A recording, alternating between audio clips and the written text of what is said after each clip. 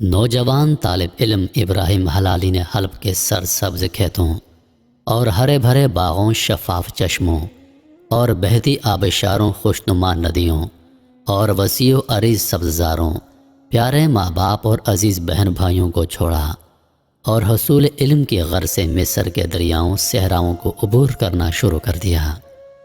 یہ 1200 صدی ہجری کی بات ہے۔ اس دور میں جامعہ اسلامیہ مدینہ منورہ اور جامعہ ام القری مکہ مکرمہ جیسی یونیورسٹیاں وجود میں نہ آئی تھیں، اور طلباء کو حصول علم کی خاطر مصر کی جامعہ الازہر میں داخلہ لینا پڑتا تھا۔ اگر اللہ نے اس کے مقدر میں سعادت لکھی ہوتی تو یہ بھی دیگر حلبیوں کی طرح من مرضی کا کھانا اور من مرضی کا سوتا اور من مرضی کا پہنتا، لیکن اسے جانوروں کی طرح زندگی بسر کرنا پسند نہ تھا۔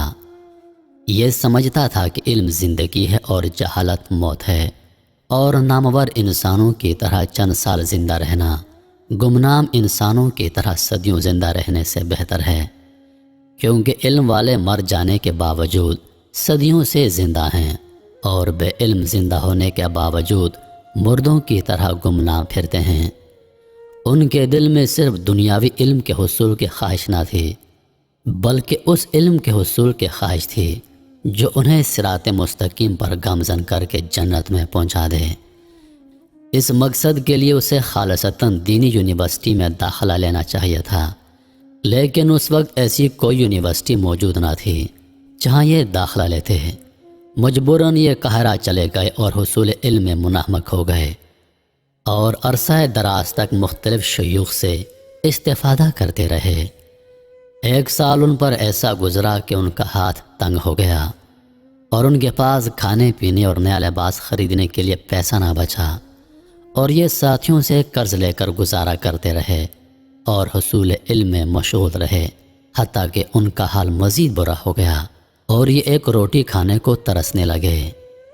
اس کے باوجود ان کی غیرت مند طبیعت کسی کے سامنے دستے سوال دراز کرنے نہ دیتی۔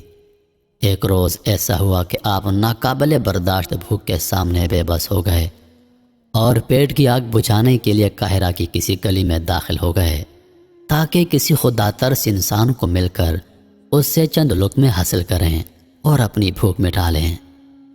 اسی دوران اس گلی میں ایک گھر کا دروازہ کھلا ہوا نظر آیا۔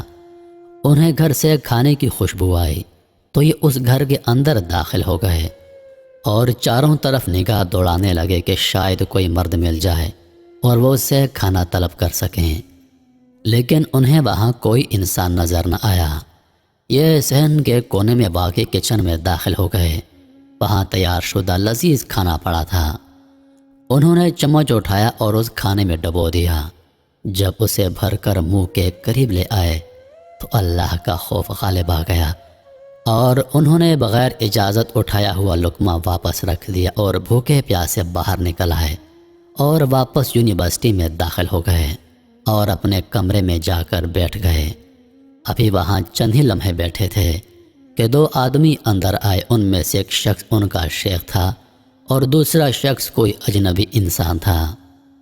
ان کے شیخ نے آتے ہی یہ بات کہی، اے ابراہیم، یہ تعلیم یافتہ شخص ہے اور یہ اپنی بیٹی کے لیے رشتہ تلاش کر رہا ہے۔ میں چاہتا ہوں کہ تم اس کی بیٹی کے ساتھ رشتہ ازدواج میں منسلک ہو جاؤ، اور میں اسی غرض سے اسے تمہارے پاس لایا ہوں۔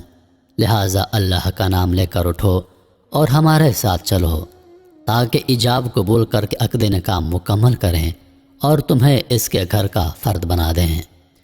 ابراہیم حلالی اپنے شیخ کے ارشاد کی تعمیل میں اٹھے اور ان کے ساتھ چل دیے اور اسی گھر میں داخل ہو گئے جس میں وہ کھانا دیکھ کر اور اس میں چمچ ڈبو کر چھوڑ آئے تھے۔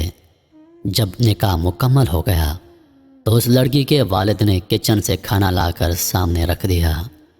ابراہیم حلالی یہ دیکھ کر حیران رہ گئے کہ سبحان اللہ، یہ وہی کھانا ہے جس سے میں نے چمچ بھرا تھا، اور پھر اس لیے واپس رکھ دیا کہ کسی کا کھانا اس کی اجازت کے بغیر تناول کرنا حلال نہیں ہے، اور جب میں نے اللہ کے خوف سے ناجائز لقمہ چھوڑ دیا تو اس نے اپنے فضل سے مجھے اس گھر کا محترم داماد بنا دیا اور حلال طریقے سے وہی کھانا میرے سامنے رکھوا دیا۔